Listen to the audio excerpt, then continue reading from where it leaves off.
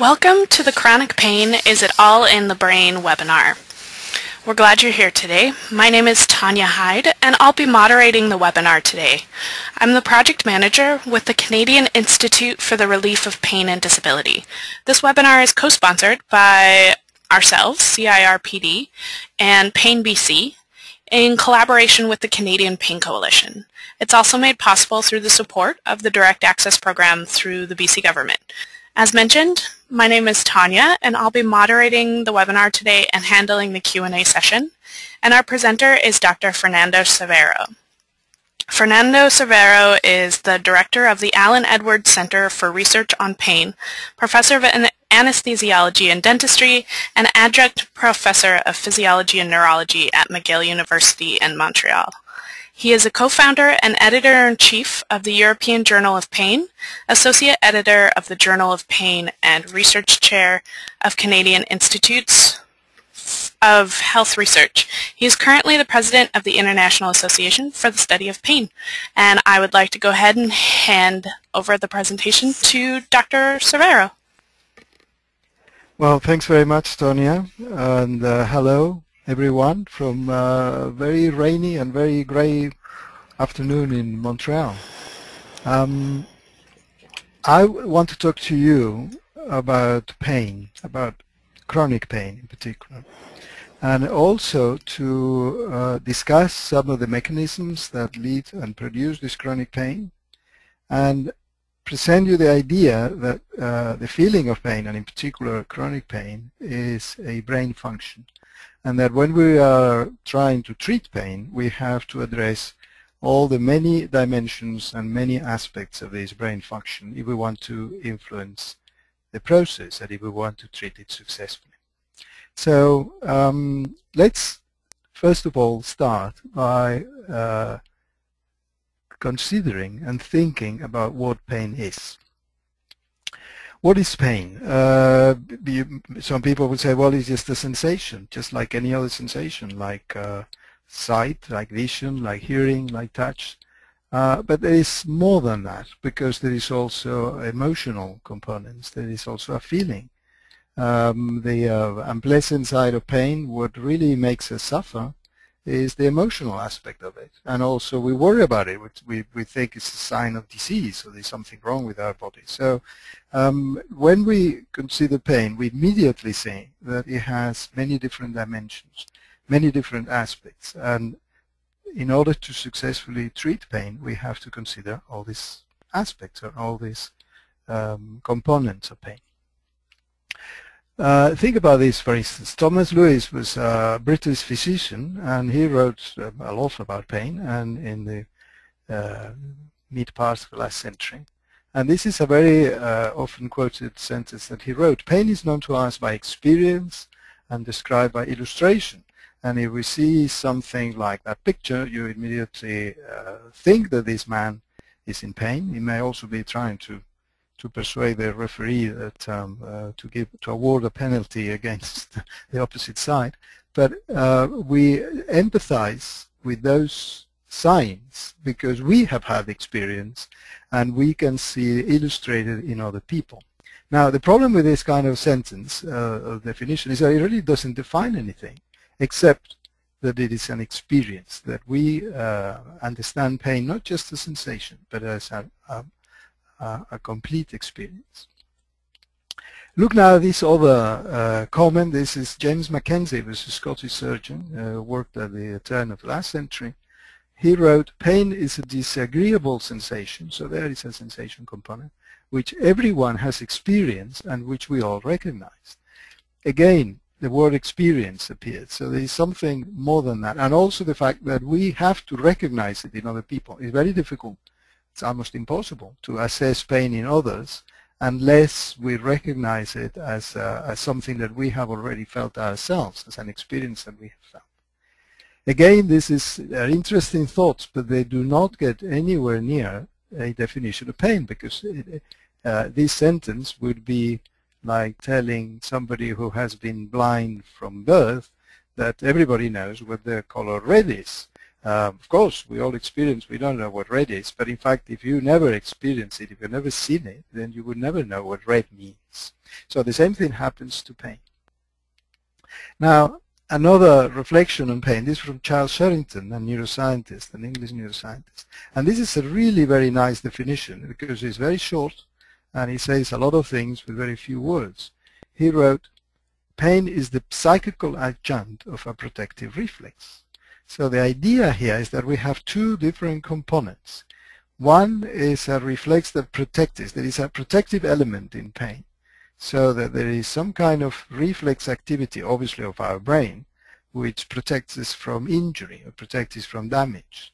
And we touch something hot, or we twist our ankle, or we are grabbing something which could produce an injury to us, and immediately we have a reflex that eliminates or tries to eliminate that potential injury.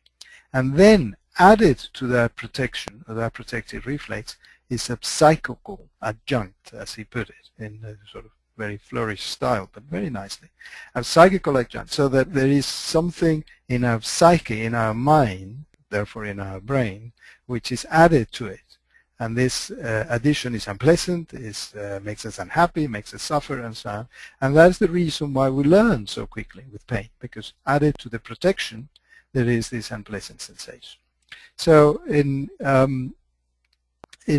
we explore the concept that is behind here in Sherrington's definition of pain as a psychical adjunct of a protective reflex, we extract the two processes. The first one, which also Sherrington had a name for it, is called nociception.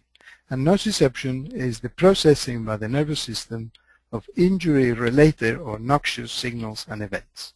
This is a purely brain function. This is a function that we all have in our nervous system. So we touch something hot, we have a reflex. There is a protective element to it, and there is a processing of signals in the same way that we can process signals, light signals for vision or sound signals for hearing. We process injury-related, we call noxious signals or noxious events that can produce injury by our brain. And we call that process nociception. This is, and we talk about nociceptive neurons in our brain and nociceptive pathways and so on and so forth. And then, added to that protective reflex of nociception, we have a psychical adjunct, and the psychical adjunct is consciousness. We have to be conscious in order to feel pain. We have to be aware of our surroundings in order to feel pain. We have to add a mind or a higher function of our brain to that protective reflex in order to feel pain. And the combination of the two, the nociception and consciousness, is the pain experience that we are going to have.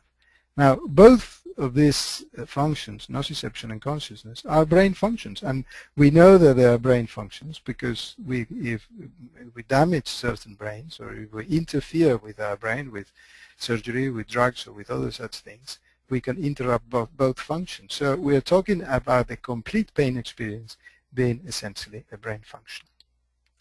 So that what we have, and this is the interesting addition to consciousness, is what adds pain to nociception. When nociception, which is just a processing of signals within our brain, becomes pain, is as a consequence of our consciousness.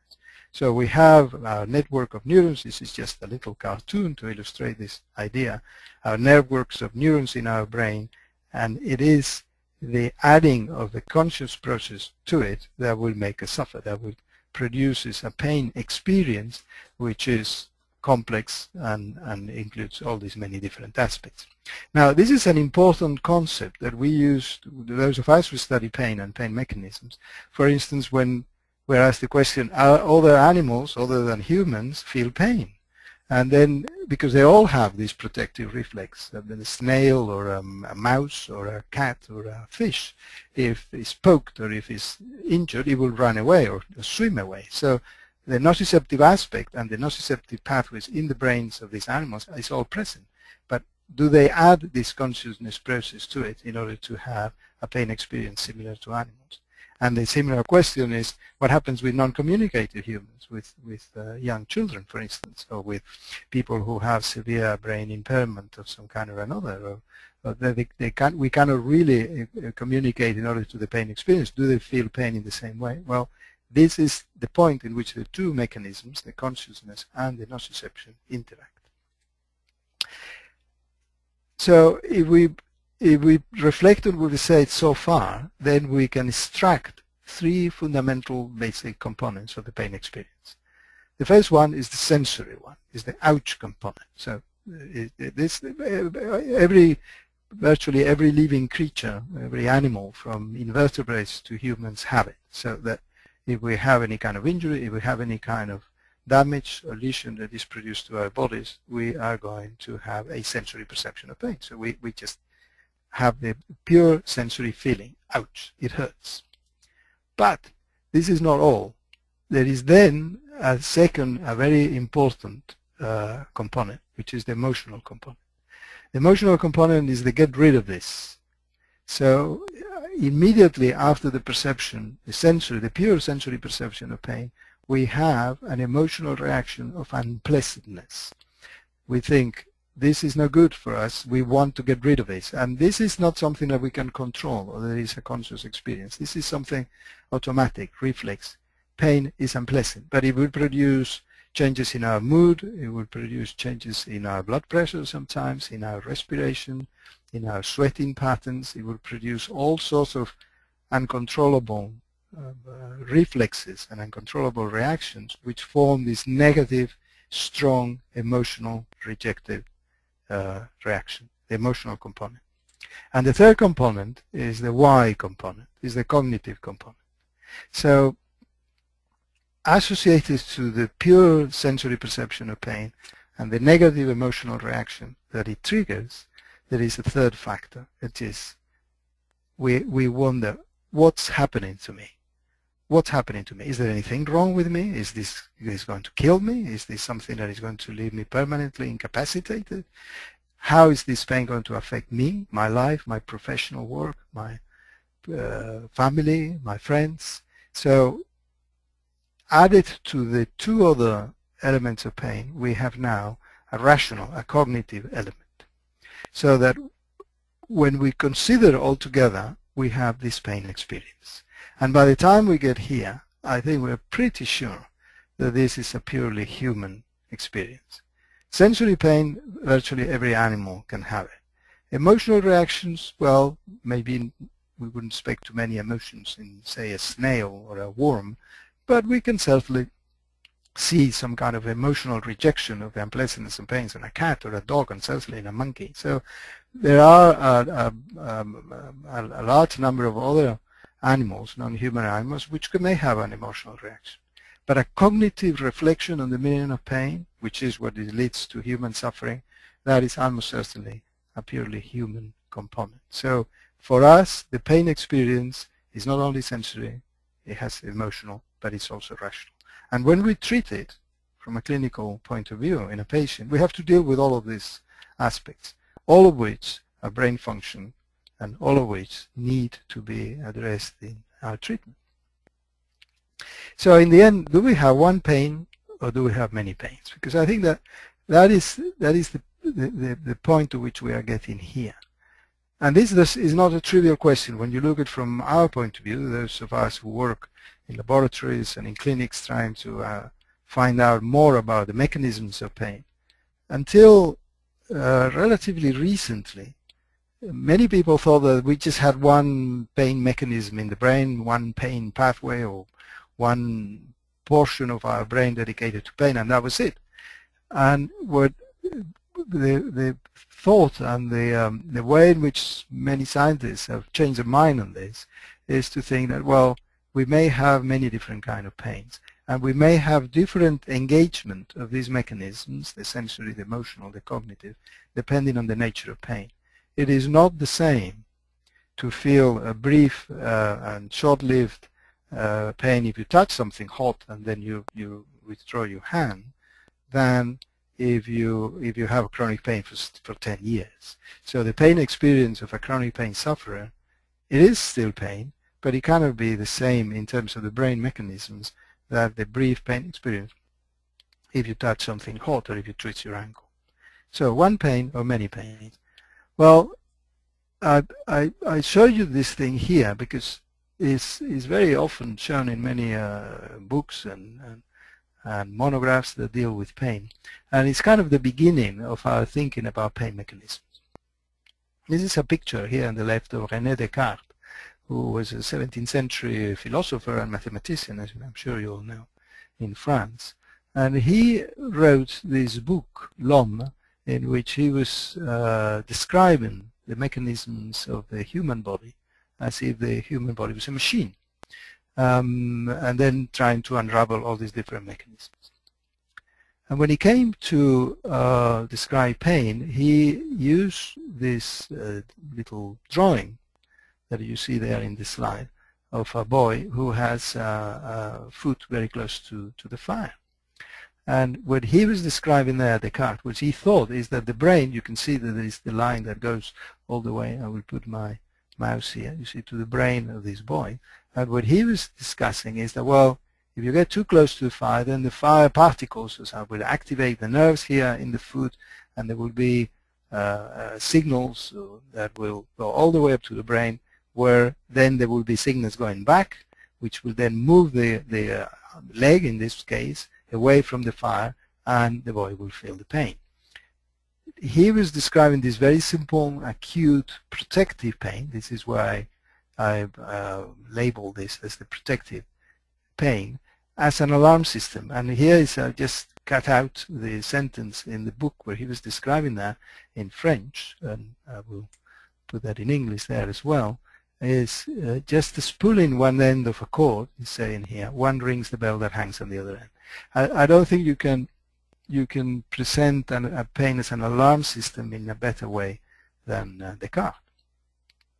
Now, this is how virtually all the research into pain began, with this kind of study. And they say, well, we ought to find how are these sensors here in our legs and our arms and in our bodies sensing this injury, how these signals are transmitted to the brain, how the brain elaborates all these signals, and then we will find how pain works. Of course, this only takes into account one aspect of pain, which is the acute form of pain, the good one, as we call it. Protective pain is very good. It helps us to go through life without injuring ourselves. But of course, this kind of pulling a cord and ringing a bell, this alarm system, only works when there is something to be protected from. If you ask a pain patient that has been in chronic pain with arthritis or with low back pain or with fibromyalgia or with any other condition for months, maybe years, then there is nothing to be protected. So there you begin to see this idea that we don't have one pain, we have many different kinds of pain. And the key question is whether the mechanisms are the same or not. So at this point, we've been wondering about pain. Well, let's take a definition. We mentioned to you several statements that have been made about pain in the past by a number of different people. This is I may even say, the official definition of pain put forward by the International Association for the Study of Pain in 1979. This is a professional association of physicians and scientists and nurses and physiotherapists, all of whom are working on various aspects of pain, and that at this moment, as Tonya said at the beginning, I have the privilege to preside over. In the late 70s, the association came up with this definition of pain, and I have highlighted a number of words. Pain is an unpleasant sensory and emotional experience. You see, there is the unpleasant component, which is the emotional rejection component. Sensory, of course, it has a sensory component, but it's an experience, it includes just more than a sensation. Key word here, associated with actual or potential tissue damage.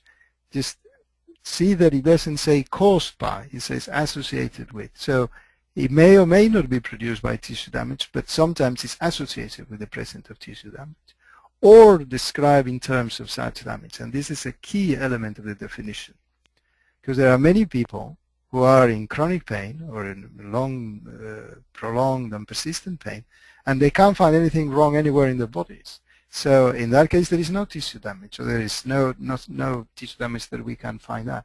And yet the pain is described as if it was such a tissue damage.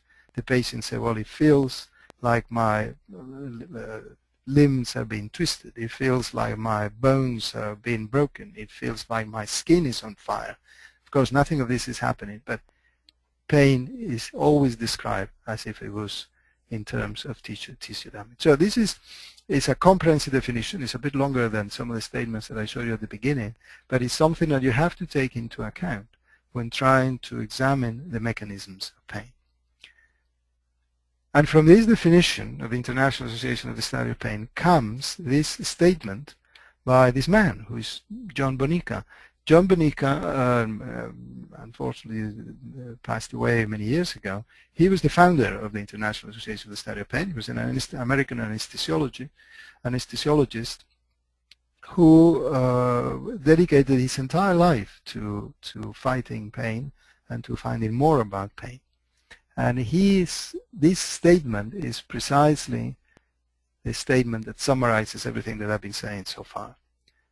Whereas acute symptomatic pain serves a useful purpose of warning, so there is a good pain, there is the protective side. Chronic pain is a malefic force which imposes severe emotional, physical, and economic stresses on the patient. So there are many different kinds of pain, all of which are brain mechanisms, but some are good and some are bad. And I think that that is a very simple statement revolutionized the way in which we look at pain. Yes, we have a protective system, we have a nociceptive system like many other animals do that makes us withdraw from injury, but pain can also become a chronic sensation, a chronic experience, and when it becomes chronic, when there is no association with protective mechanisms, then it's a malefic force, and when it's this malefic force, then destroys our lives. I've always used this statement in many discussions and talks because I think is the essence of what's to understand exactly what pain is all about. So we have different forms of pain. Now we get to the point in which we have several kinds of pain. We have nociceptive pain. This is, if we have a nociceptive system or nociception, then we must have nociceptive pain. This is the pain which is triggered by peripheral injury. You burn your hand and you have nociceptive pain. You twist your ankle, you have nociceptive pain. You injure your leg, or you have any kind of peripheral injury in any part of your body, or an internal injury. You may have an inflammation of the bladder, you have cystitis pain, you have an inflammation of the stomach, gastritis, and everything. That kind of pain is the alarm system that Descartes mentioned before, the pulling of the cord, the ringing of the bell in the brain. This kind of pain is the one that we know the most about. Unfortunately, it's also the one that it has less to do with chronic pain or with chronic forms of pain, but it's the understanding of the nociceptive system we know a lot about. Now, if that peripheral injury becomes more prolonged, then another thing happens. And this thing that happens is that we have a peripheral inflammation. Inflammation is a natural and good function of our bodies, is a natural reaction to injury, and is the kind of reaction that helps us to heal, and it protects us, that helps us the repair process and the return to normal activity. So inflammatory pain is a pain which is maintained by this peripheral inflammation. If there is a peripheral injury, there is going to be an inflammation, and if that inflammation persists, we have inflammatory pain. And here we begin to enter into more persistent form of pain, because inflammation should not last forever. In fact, it should be a relatively short-lived process. Inflammation should just last for the time that the injury lasts, and if you had a burn or a peripheral injury, you will have a peripheral inflammation, and that will be it. But in some cases, like for instance in joint pain, you have an inflammation of the joints, and that lasts for weeks or for months, and that inflammatory pain is maintained by that peripheral inflammation. Different kind of pain, added new mechanisms to it. And also we have another kind of pain, which is neuropathic pain. And neuropathic pain is caused by neurological disease. In this case, the injury is not to an organ or to the periphery. The injury is caused by a lesion of the brain or a lesion of the peripheral nerve. It could be a metabolic lesion, it could be a degenerative lesion, it could be an inflammatory lesion, it could be produced by many different ways, or even a traumatic lesion. And then as a consequence of that, you have a portion of the nervous system, a peripheral nerve or a part of the brain that doesn't work properly. And with that, the analogy here is that the machinery that we have to perceive pain is broken down, is not working very well, and as a consequence of that, we have a form of pain that has no relation whatsoever with healing, with protection, or with warning of any kind. We have a form of prolonged, persistent pain which is not related to a normal function, is caused by a neurological disease. And you've heard from phantom limb pain to peripheral neuropathies to post-stroke pain to many other different kinds. That we call it neuropathic. So how do we evolve from this protective good pain, from the pain that helps us to go around life without injuring ourselves or without damaging ourselves, to this other malefic force, using the words of Bonica, which is chronic pain, which is the one that destroys our lives?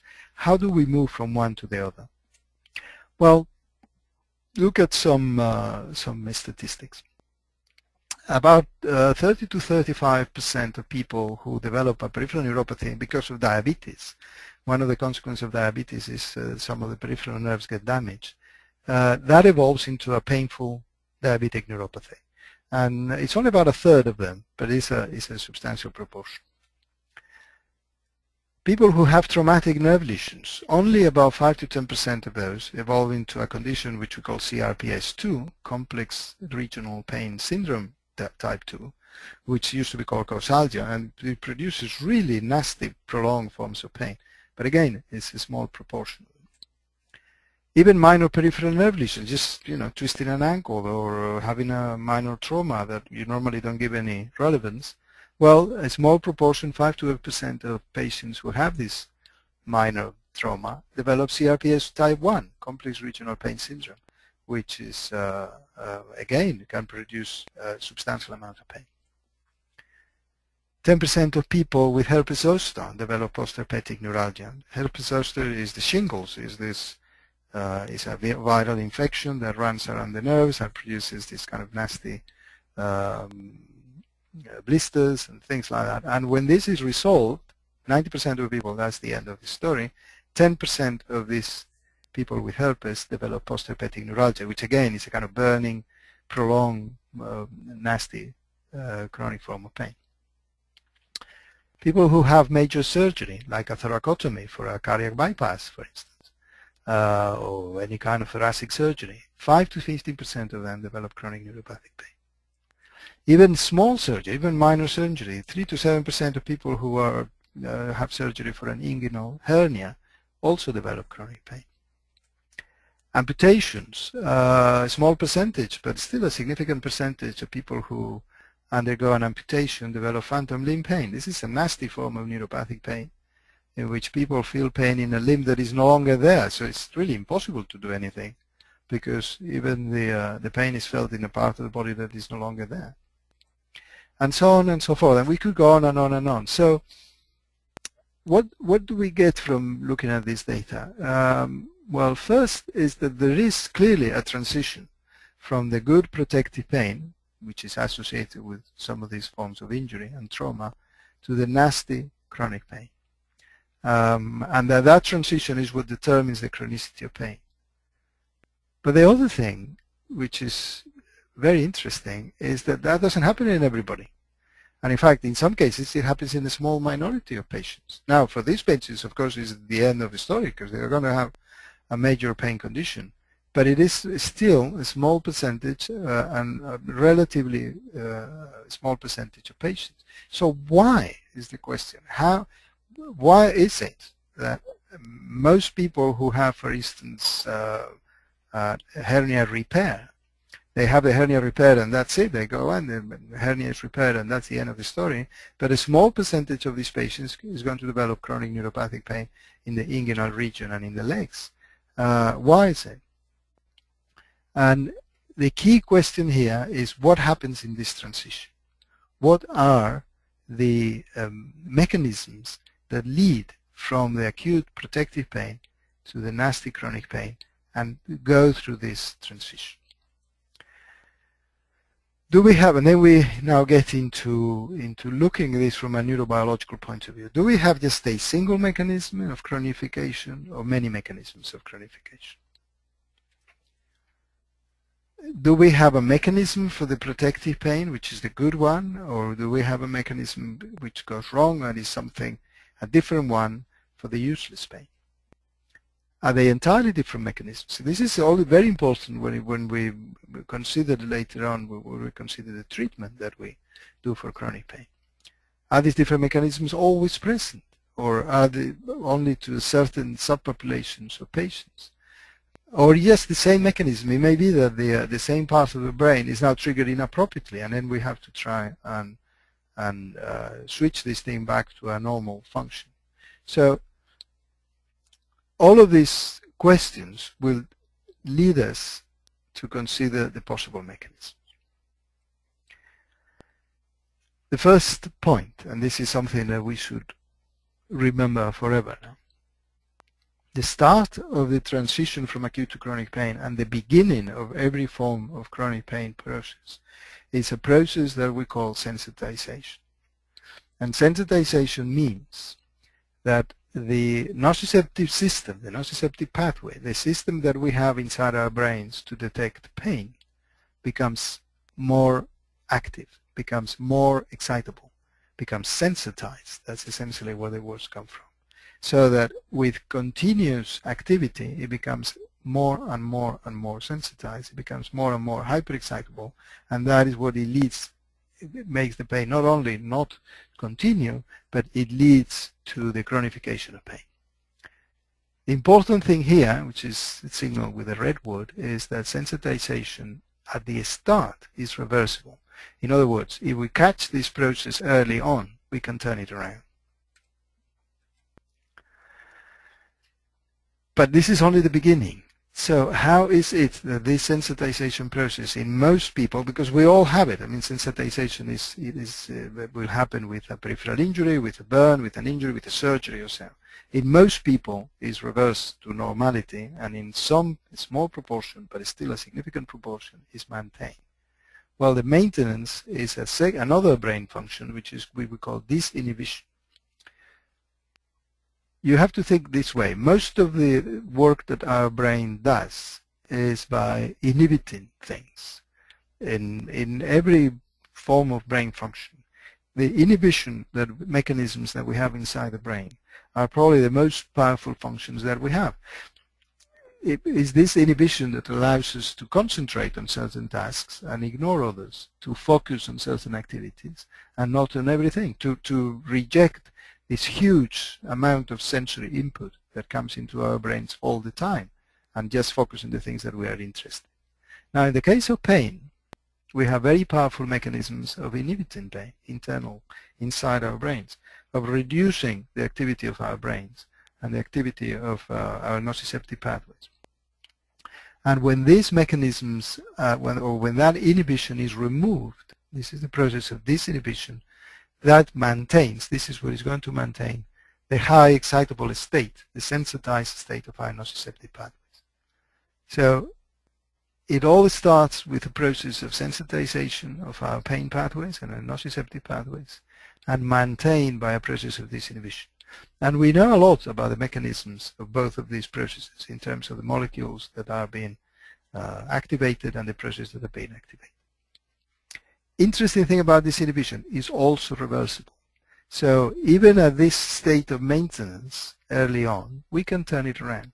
And we can turn it around by reversing this process, eliminating this activity and this increased excitability, and activating again the inhibitory pathways.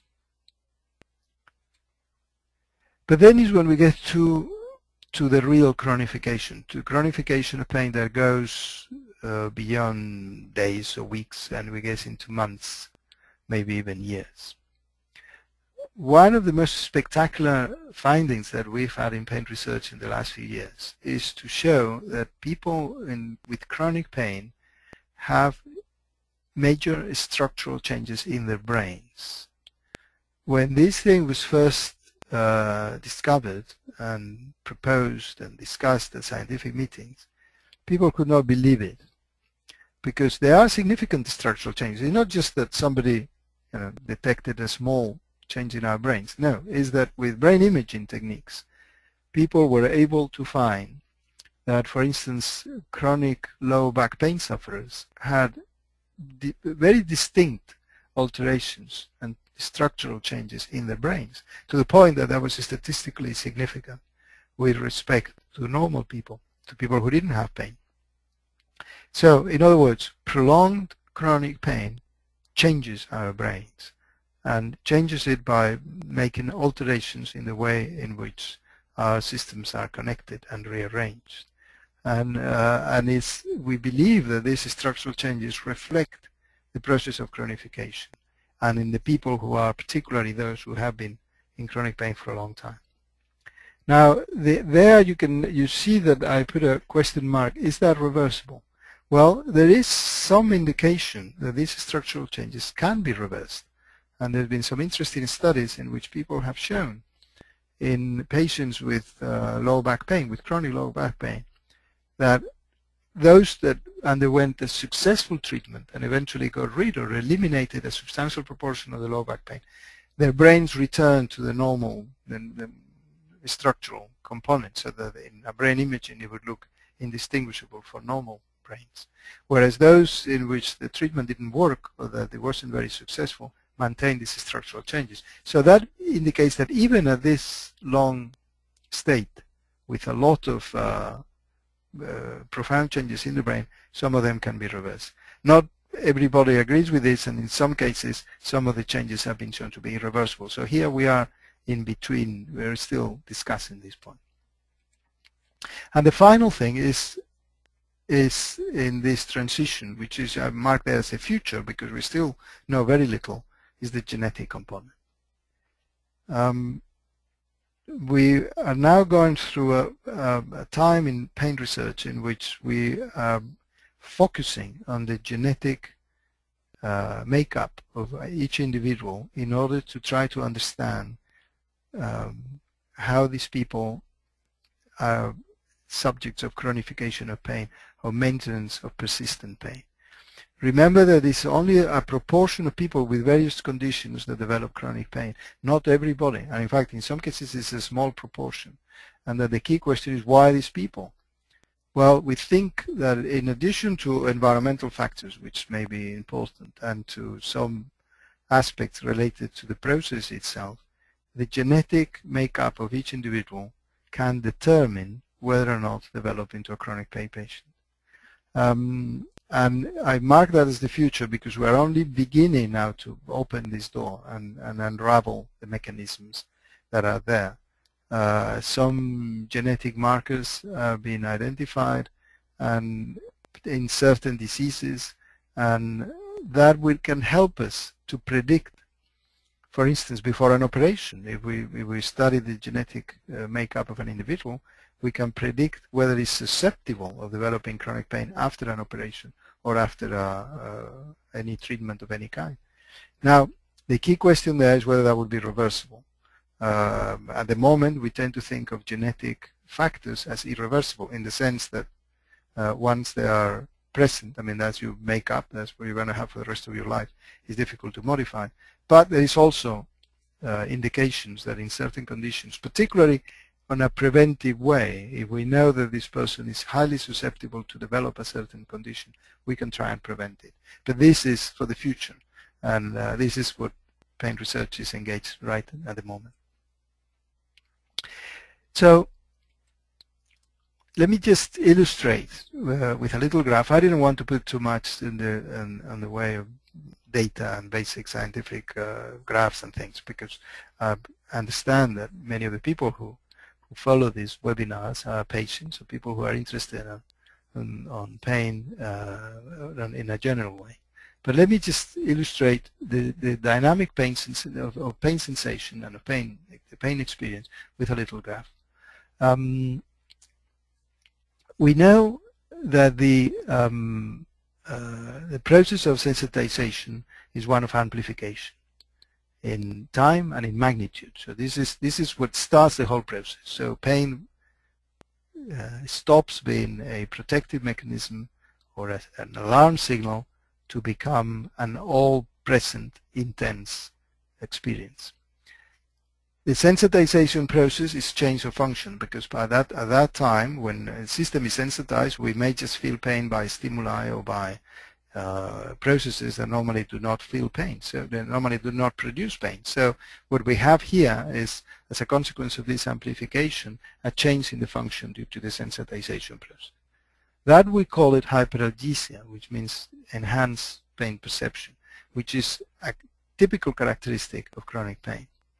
We may have another process which we call allodynia, or touch-evoked pain, which is pain produced by a form of stimulation that normally doesn't produce pain, like just touch or even just wearing clothes or something like that. A minor stimulus produces pain. So all of it, you can see how this amplification and sensitization process can change the function of the pain by itself. And of course, we add to this the modulation of pain by the internal mechanisms of the brain, which normally are inhibited or inhibitory, but in some cases, if there is a disinhibition process, can lead to the chronification of pain. So how can we all explain this in a way that is easy to understand, to see this dynamic of pain sensation?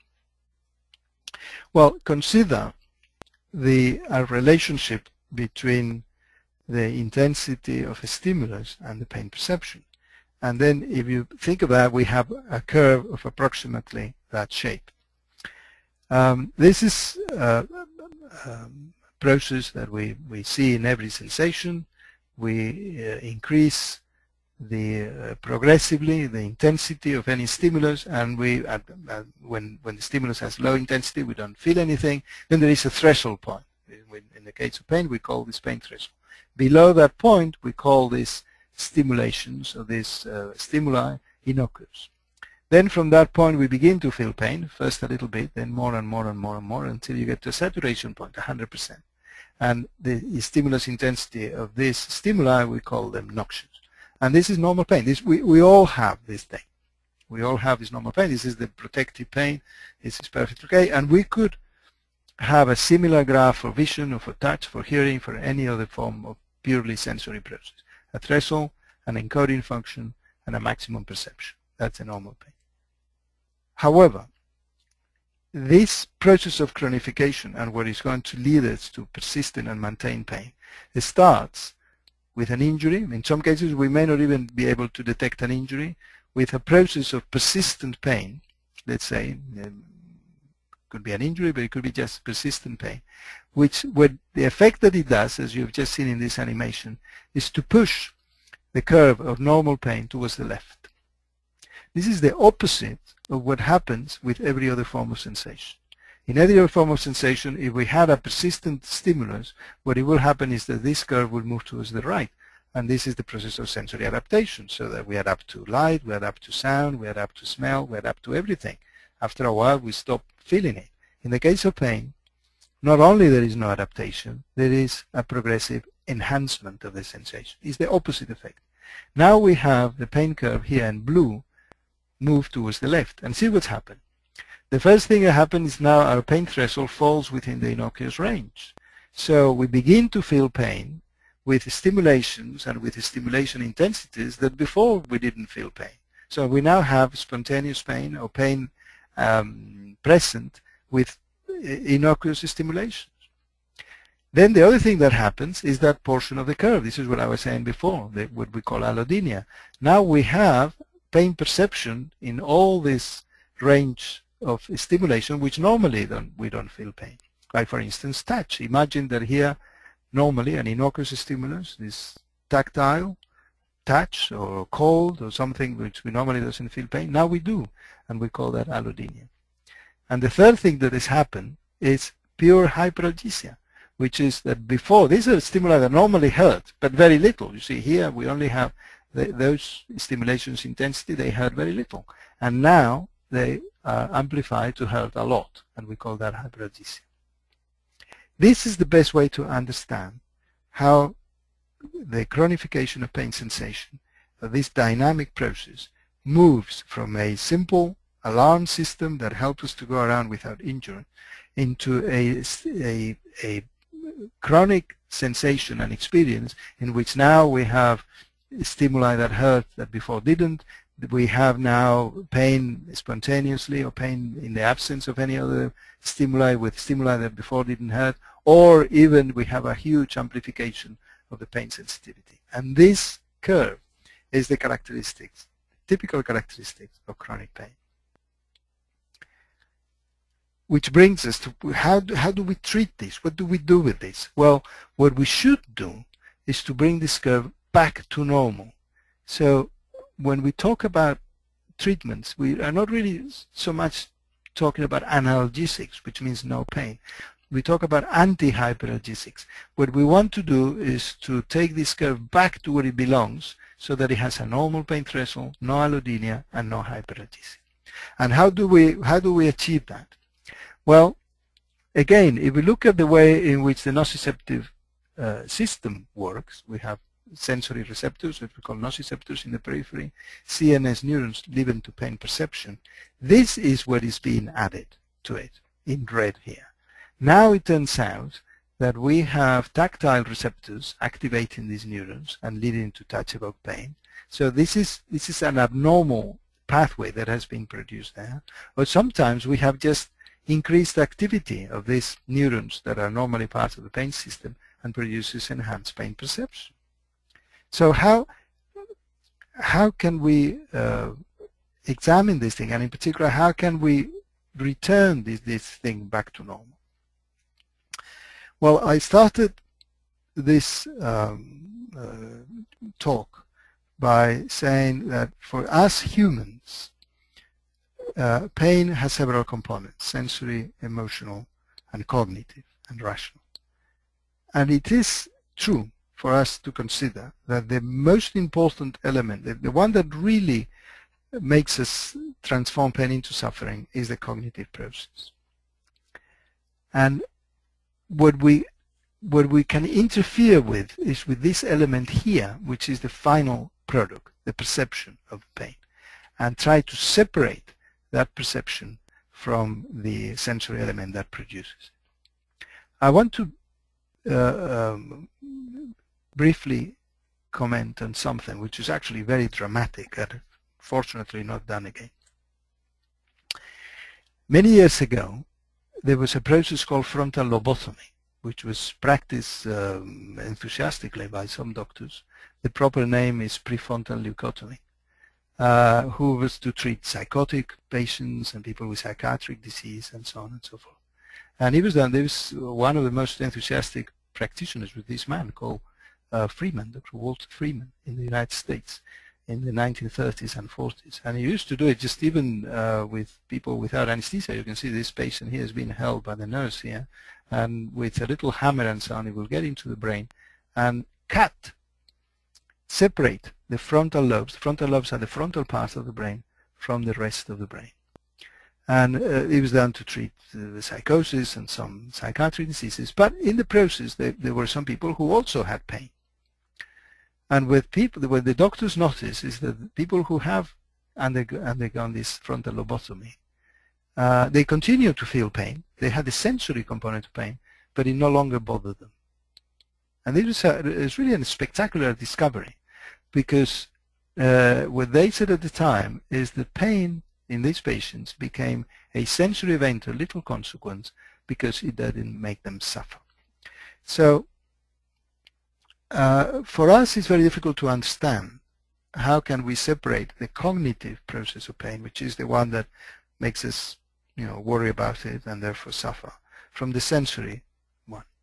Now, of course, I'm not by any suggestion indicating that people should go and have a frontal lobotomy. These things are not done anymore, unfortunately. But this is what I'm using. This is an illustration of the various brain functions. We have a sensory brain function of pain, which is the nociceptive function, and we have a cognitive function of brain, and we can separate them by essentially separating these two parts of the brain. Our cognitive functions are more likely to be in the frontal part of our brains, and therefore separating them from the rest eliminate this process. And to these patients, amazingly, then pain didn't make them suffer anymore. So I just want to use this as an example of how, in this case in a very dramatic and obviously not highly scientific way, but we can still separate them. So the point that we are trying to reach through research and treatment will be to see if we can, in a more subtle way, influence the way in which these brain functions come about to produce the increased sensitivity that leads to chronic pain. We want the aims of pain research. We want to keep the good pain. We don't want to eliminate the good pain. We still want to have pain as a protective sensation so that we don't get injured and we're not injuring ourselves and doing damage to ourselves, but we want to eliminate the bad pain. We have to attack the transition from acute to chronic pain. I mentioned before that this is possible to be done if we catch this thing early on. The earlier we catch this acute pain transition into chronic pain, the easier it is to try to reverse it. This transition from the good to the bad pain, we have to keep some kind of protection but eliminate the bad one. And we have to find out about the mechanisms of bad pain, particularly the genetic and environmental factors of all of the above. And the genetic, I think we place a lot of hope in that we may be able to unravel some of these mechanisms. So how do we project this to pain treatment? Well, right until very recently, we were just dealing with the sensory aspect of pain, which, as we have seen, is not really the most important part. And in this dramatic example of patients with frontal lobotomy, they demonstrate that it's not the most important one. And yet, it's the component that most physicians and most doctors will treat. Local anesthetics for injury of various kind, anti-inflammatory drugs, from the humble aspirin to everything like that. And then they say, well, when your injury goes away, the pain will go away. That happens in many people, but not in all. So we have to treat the sensitization process. And the sensitization process, we treat it not with analgesics, we treat it with anti-hyperalgesics. And many of these anti-hyperalgesics, all of them really, the ones that we have now, from gabapentin to pregabalin and Cymbalta to many other ones that we know, many of these things are CNS acting. They're drugs that act in the central nervous system, reversing or trying to reverse or aiming to reverse the sensitization process. And again, the sooner we catch it, the better. Now, cognition, the suffering element, the more classical treatment, opiates. The opiates are not really analgesics in the sense of eliminating pain. They are drugs that affect the cognition part and therefore the suffering component, and it makes us feel better, eliminating the nasty aspects of pain. Antidepressants are very effective drugs for treating chronic pain, and they affect the cognitive process. And in doing so, they affect some of the mechanisms inside the brain that mediate this inhibitory process that I was talking about. They reverse the disinhibition and reinstate the inhibitory process. And therefore, the closer we get to these points, the closer we get to proper treatment of pain. And also, and this is important, not forget the non-pharmacological treatments. Physiotherapy. Physiotherapy is extremely helpful very often, and many more than drugs in many cases, for musculoskeletal types of pain, for arthritis pain, for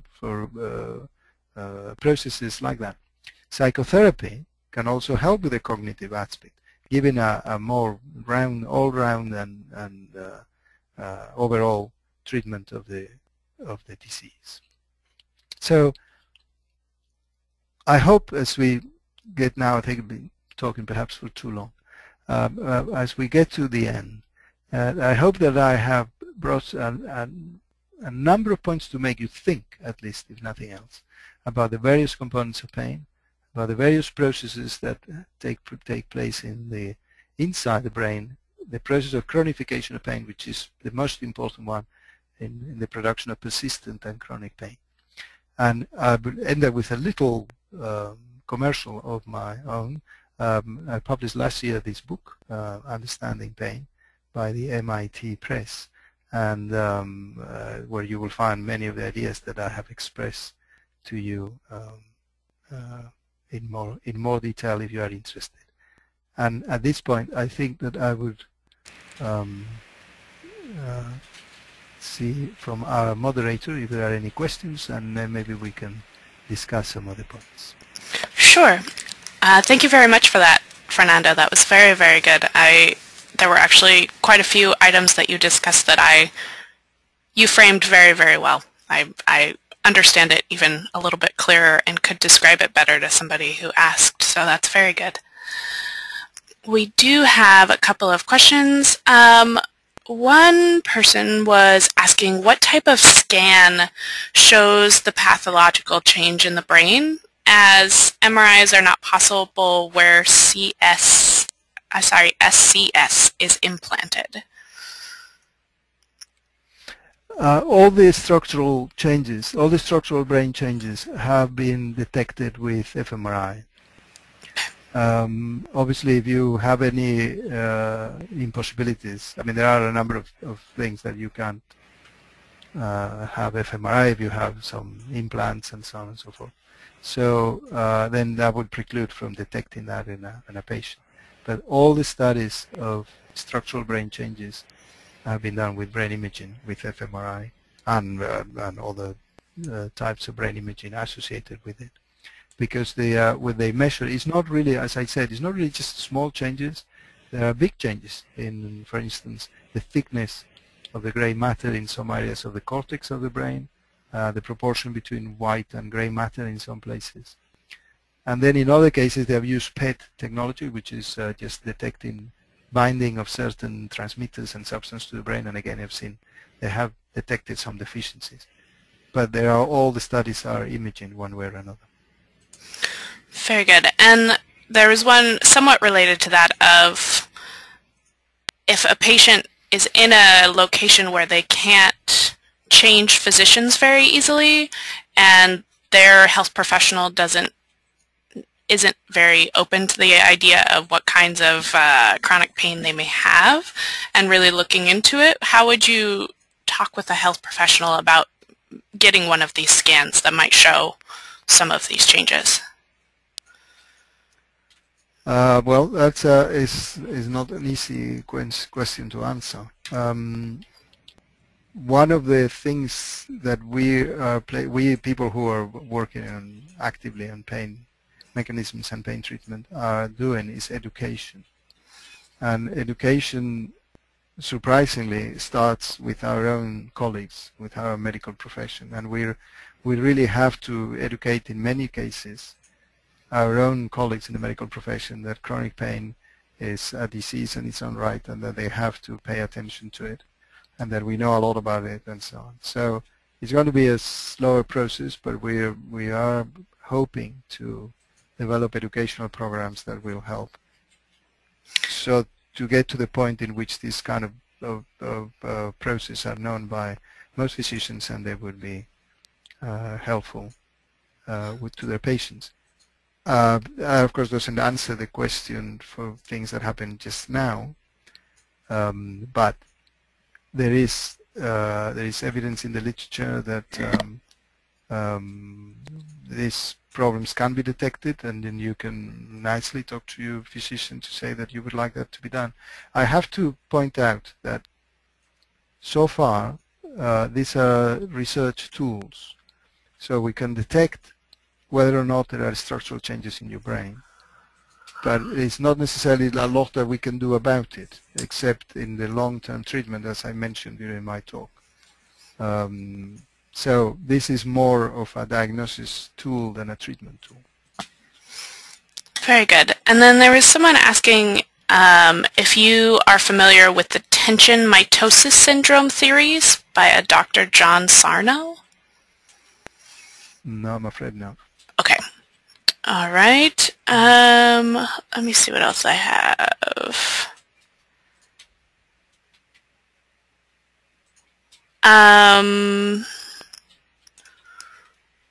Is there an interaction with temporal epilepsy, such as an increased sensitivity to pain or certain drugs? Yeah, there is an interesting link between epilepsy and chronic pain in that some of these processes of disinhibition that I was talking about utilize the same mechanisms. In both cases, what you do have, in epilepsy, what you have is an uncontrolled increase in the activity of the brain, and which leads to this kind of movements or uncontrolled movements, or sometimes just the aura process, which is alterations of brain function. And in chronic pain, you have a similar kind of thing with this increased excitability. And we now know that there are common mechanisms in both cases. This is still very much, again, on the early research area, but it may be possible to develop treatments aimed at reducing this higher hyperactivity of the brain, which leads to, on the one hand, to epilepsy in some cases, to chronic pain in others. Thank you very much, Dr. Cervero, for your presentation. I think it was a fantastic presentation, and we've gotten some good response from it thus far as well. Thank you to all.